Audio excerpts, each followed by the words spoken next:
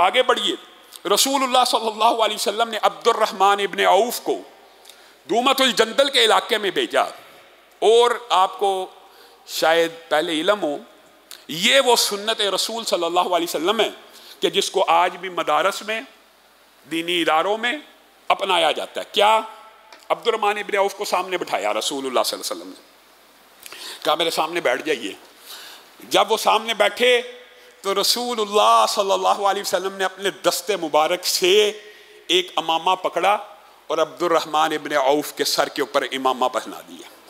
ये वो सुन्नत है जिसे आज भी उस्ताद अपने शागिर्द को संदे बुखारी के मौके के ऊपर या कभी भी, इसको कहते हैं पगड़ी बांधना, इमामा बांधना, दस्तार बंदी की जो आप इश्तिहार पढ़ते हैं, ये वो रसूलुल्लाह सल्लल्लाहु अलैहि वसल्लम की सुन्नत है जिसे सबसे पहले रसूलुल्लाह ने अब्दुर्रहमान इब्ने औफ के सर के ऊपर ऐसे इमामा बांधा और कहा बिस्मिल्लाही वफी सबीलिल्लाही फ़क़ातिल मन कफ़र बिल्लाही ला तग़ुल वला तग़दुर वला तक़्तुल वलीदा। अब्दुर्रहमान इब्ने औफ, अल्लाह के नाम के साथ जिहाद कीजिए, अल्लाह के नाम के साथ, और किताल कीजिए जिन जिन लोगों ने अल्लाह का कुफर किया। हाँ, गद्दारी मत करना, बदअहदी मत करना, और किसी बच्चे को कत्ल नहीं करना। यह रसूलुल्लाह सल्लल्लाहु अलैहि वसल्लम का तर्द अमल था। नाबालिग है, औरतें हैं, बच्चे हैं, इनको कत्ल नहीं करना। और साथ में उबारा जिहाद फी सबीलिल्लाह पे अब्दुर्रहमान इब्ने औफ को, लेकिन साथ में ये इसको कहते हैं दलाइल नबूवत, साथ में एक पेशीन गोई भी कर दी और एक बात को बता भी दिया कि अब्दुर्रहमान, जिस इलाके में दूमतुल जंदल, आप खुद अंदाजा कीजिए, जिस इलाके में जा रहे हो वहाँ पे इस्लाम की तबलीग भी करना, जिहाद तो करना ही है, जिहाद की पग बंदी है, जिहाद की दस्तार बंदी हुई है, लेकिन उसके अमीर को, जो उसका सरदार है ना, उसको इस्लाम की दावत देना। यहाँ से ये बात साबित होती है कि रसूलुल्लाह सल्लल्लाहु अलैहि वसल्लम की हिकमत अमली और स्ट्रेटजी में ये बात शामिल थी कि सरदारान को भी दावत दी जाए। उसका ये फ़ायदा होता है, पहले भी आपके सामने रखा था सीरत के अबवाब में, कि सरदार अगर इस्लाम कबूल करे तो अक्सर कौम इस्लाम को कबूल कर लेती है, उसका फ़ायदा होता है। अब्दुर्रहमान इब्ने औफ को भी यही नसीहत की कि उनके सरदार को इस्लाम की दावत देना, जो ईसाई है, और अगर वो इस्लाम की दावत को कबूल करे, साथ में एक और नसीहत की, तो फिर उसकी बेटी से ब्याह भी कर लेना, उसको भी इज्जत अता करना। ये रसूलुल्लाह सल्लल्लाहु अलैहि वसल्लम की स्ट्रेटजीज और हिकमत अमलियों में ये बात भी शामिल थी। तो अब्दुर्रहमान इब्ने औफ लश्कर के साथ गए और वहाँ पे उस सरदार को जब इस्लाम की दावत दी, 2-3 दिन के अंदर उसने इस्लाम को कबूल कर लिया। फिर आपने उसको बताया कि हाँ, रसूलुल्लाह सल्लल्लाहु अलैहि वसल्लम ने मुझे कहा था अगर वो इस्लाम कबूल कर ले, गोया रसूलुल्लाह को वही के ज़रिए पहले से ये खबर मिल गई थी, लेकिन रसूलुल्लाह पूरी बात कई मरतबा अफशा नहीं थे करते कि ये ना हो कि जिहाद का जज्बा मान पड़ जाए। जाना जिहाद के लिए, किताल के लिए, तबलीग करना, इस्लाम कबूल करेगा तो बेटी से शादी कर लेना। अब्दुर्रहमान इब्ने औफ ने यही काम किया, जिहाद की पूरी तैयारी की, रोब दबदबा पड़ गया, इस्लाम की तबलीग की, इस्लाम को कबूल किया। अक्सर लोगों ने इस्लाम को कबूल कर लिया। तो साथ अब्दुर्रहमान इब्ने औफ ने कहा रसूलुल्लाह ने यह भी फरमाया था कि आपकी बेटी से मैं निकाह करूँ। उन्होंने अपनी बेटी दी। यही वो वालिदैन कि जिनके बतन से हज़रत अबू सलमा रहिमहुल्लाह पैदा हुए। अब्दुर्रहमान इब्ने औफ के घर में एक अजीम ताबी, एक जलीलुल कदर मुहद्दिस अबू सलमा, इन्हीं के बतन से पैदा हुए। गोया ये दूमतुल जंदल का जो सारे का सारा वाक़या है, ये भी कंप्लीट हो गया। यहाँ से ये मुख्तलिफ इस दौरान रसूलुल्लाह सल्लल्लाहु अलैहि वसल्लम जो इक़दामी जिहाद कर रहे हैं, ये बुनियादी तौर पे फ़तह मक्का का पेश हैम है कि इलाकों में दबदबा बैठ जाए। गज़वा बनी लिहियान भी इसी सिलसिले की कड़ी है। रसूलुल्लाह खुद, यह सरिया नहीं है, रसूलुल्लाह सल्लल्लाहु अलैहि वसल्लम खुद इस गज़वे में शामिल हुए। 200 के साथ रजी के वाक़े की तफसील आपके सामने रखी थी, जहाँ पे सहाबा से गद्दारी हुई। रसूलुल्लाह उस इलाके पर जाके उनके लिए मग़फ़िरत की दुआ भी करते हैं, लेकिन रसूलुल्लाह के 200 लश्करियों की आमद को सुन के सब भाग गए।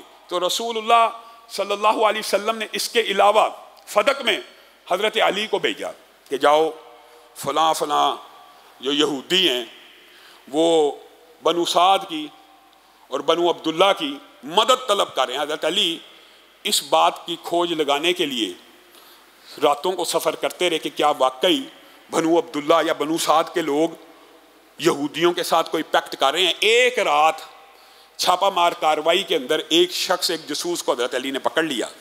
ये जो सरिया ये हज़रत अली की क़ियादत में था। हज़रत अली ने उससे पूछा, हाँ क्या मामला है? उसने कहा ये बात तो दुरुस्त है, रसूलुल्लाह को ये इत्तला पहुँची है, सच्ची पहुँची है कि हम यहूदियों के साथ, खैबर के यहूदियों के साथ पैक्ट कर रहे हैं कि दोबारा उनको मजबूत करके दोबारा मदीने के ऊपर हमला किया जाए। अच्छा फिर मुझे बताओ बनु साद बनु अब्दुल्ला के खैमे कहाँ हैं? तो हज़रत अली ने अगरचे बड़ी खामोशी के साथ 100 से ज़ायद सवारों के साथ बनु साद के ऊपर हमला किया, लेकिन हुआ ये कि उनको पहले से इत्तला पहुँच गई कि हमारे ऊपर हमला होने लगा। लेकिन हज़रत अली की ये हिकमत अमली ऐसी कामयाब रही कि बाद रवायात में आता है कि हज़रत अली ने ये मुसलमानों के वो असबाब हैं इन जंगों के कि जिसकी वजह से मुसलमानों की मुआशी हालत भी दुरुस्त होती चली जा रही है। इस अकेले इस छापा मार कार्रवाई में बाद रवायात के अंदर आता है हज़रत अली ने 500 से ज़ायद बनु साद के ऊँटों के ऊपर कब्जा किया और 200 से शायद दूध देती बकरियों के ऊपर कब्जा किया और उन्हें हाँक के मदीना की तरफ ले आए। इसी तरह रसूलुल्लाह सल्लल्लाहु अलैहि वसल्लम ने एक जो मारूफ सरिया वो अब्दुल्ला बिन रवाहा का और अब्दुल्ला बिन उनैस का जो इस हवाले से बड़े मारूफ हैं, उनका भी रवाना किया।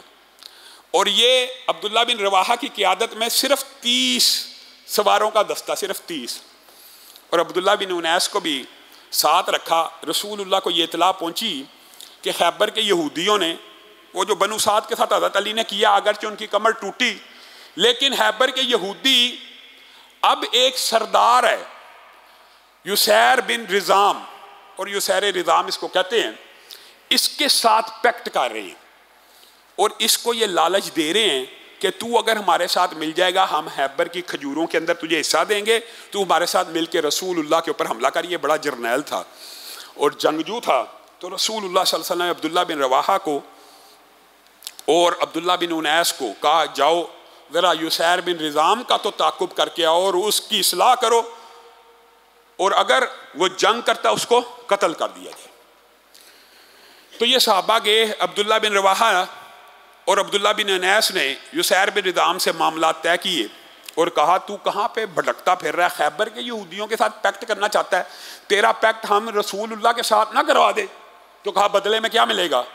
तो इन्होंने अपनी तरफ से, आपको पता है रसूलुल्लाह ने जब जंग के ऊपर आपके सामने ये कुलिया रख दिया कि जंग के अंदर चाल चलने का रसूलुल्लाह पहले ही सहाबा को इजाज़त दे चुके थे, तो इन्होंने अपनी तरफ से उसको ये पेशकश की, अगर तू हमारे साथ मदीना चलता है, हमारे साथ मदीना चलता है। ये 30 रसूलुल्लाह ने 30 साथी इसलिए भेजे थे कि इसके इर्द गिर्द भी 30 जर्नैल होते थे और ये 30 जंगजुओं का एक लड़ाका किस्म का कबीला था जिसके खैबर के यहूदी चाहते थे ये हमारे साथ मिल जाए तो हम छापामार कार्रवाइयों का आगाज़ कर देंगे।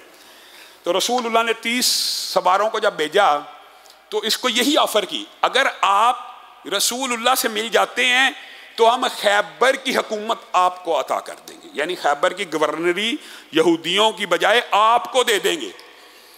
तो जो युसैर है वो इनकी बातों में आ गया और कहने लगा पक्का वादा है, पक्का वादा है। एक एक सवार के पीछे एक एक यहूदी बैठ गया।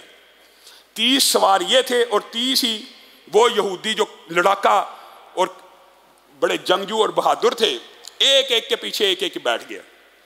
अब जब कुछ दूर करकरा तो सिबार एक जगह का नाम है, वहां पे पहुंचे तो युसैर के जहन में ये ख्याल आया कि ये कहीं मुझे झूठ बोल के या किसी तरीके के साथ और किसी प्लानिंग के साथ तो रसूलुल्लाह के पास नहीं लेके जा रहे। अचानक उसके दिमाग में ख्याल आया और उसने, वो बैठा हुआ था अब्दुल्ला इब्ने उनैस के ऊंट के पीछे, अचानक उनकी तलवार की तरफ हाथ बढ़ाने लगा। अब्दुल्ला इब्ने उनैस को पता चल गया कि ये मेरी तलवार पकड़ने लगा। उन्होंने तलवार निकाली और इसकी टांग काट दी। उसने गिरते गिरते कमान से अब्दुल्ला इब्ने उनैस के सर के ऊपर वार किया, उनका सर फट गया।